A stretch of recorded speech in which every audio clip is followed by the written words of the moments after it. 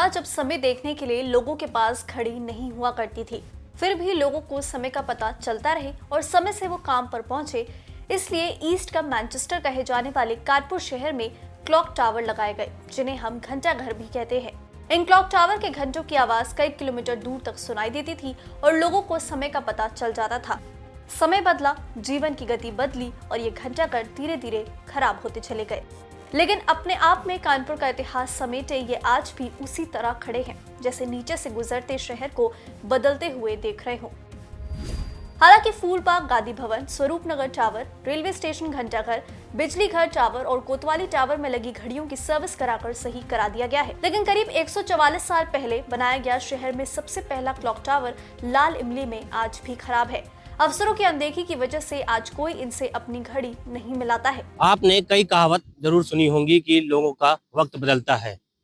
यही कहावत कानपुर में ऐतिहासिक इमारतों पे लगी घड़ियों पर ठीक बैठती है। अब कानपुर के ऐतिहासिक इमारतों पे लगी घड़ियों का वक्त बदल गया है और वह चलने लगी हैं। एक समय ऐसा भी आया जब पूरी दुनिया में अपने वुलन कपड़ों से धूम मचाने वाली लाल इमली का भी समय बिगड़ा और मिल बंद हो गई।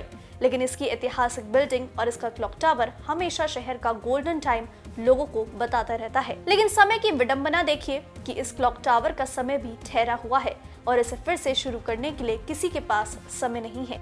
मेंटेनेंस ना होने की वजह से घड़ी बंद पड़ी है। हमारे पीछे एक जो घड़ी लगी है, यह ऐतिहासिक बिल्डिंग है। इस प्रकार की कई ऐतिहासिक इमारतें कानपुर नगर में 5 हैं, जहां पर अंग्रेजों के जमाने से इस प्रकार की घड़ियां लगी हुई थी, जिसको पूर्व कमिश्नर जो थे उनके आदेश पर एक कर्मचारी नियुक्त किया गया था और उसने इन घड़ियों को चालू कर दिया गया। अब धीरे धीरे जो ये घड़ियां हैं, जो शहर की शान थी, जो ऐतिहासिक इमारतें हैं, उन इमारतों की ये घड़ियां चालू हो गई हैं। वहीं नगर निगम के कर्मचारी डेविड ने बताया कि कुछ समय पहले ही प्रशासन की ओर से इसके रखरखाव और साज सज्जा की गई थी और क्या कुछ कहा, सुनिए। वो जो भी घड़ियों में पार्ट्स खराब होते हैं उनको ढलवा के वो बीले जो खराब हो जाती हैं उसको बनवा के खराद करके और बाकायदे फाइल करके उस पर लगाया जाता है और उसको चालू की जाती है। जो भी पार्ट्स क्या-क्या दिक्कतें आएंगी चालू करने में और कितनी पुरानी घड़ियां हैं?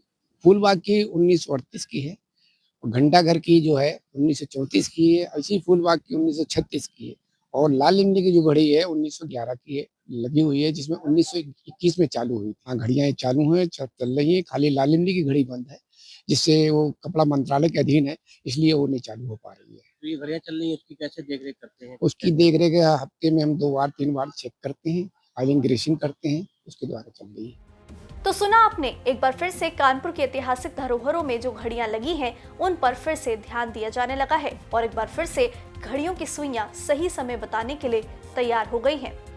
शहरवासी हैं, वो ऐतिहासिक धरोहर है जो उसको सजो पा रहे हैं और इस प्रकार की लगभग 4-5 ऐसी घड़ियां हैं जो घंटाघर और आर नगर, फूलबाग और ये बिजली घर और लाल इमली में लगी हैं। लेकिन अभी लाल इमली की घड़ी छोड़कर बाकी सभी घड़ियां चालू हो गई हैं और जो राहगीर हैं और जो शहरवासी हैं, वो अब निकलते अपने गुजरने के दौरान इन घड़ियों से समय देख सकते हैं और ये भी कहा जाए कि इन घड़ियों का भी वक्त अब बदल गया है। कानपुर से नीरू मिश्रा के साथ दीप त्रिवेदी, जेएमडी न्यूज़।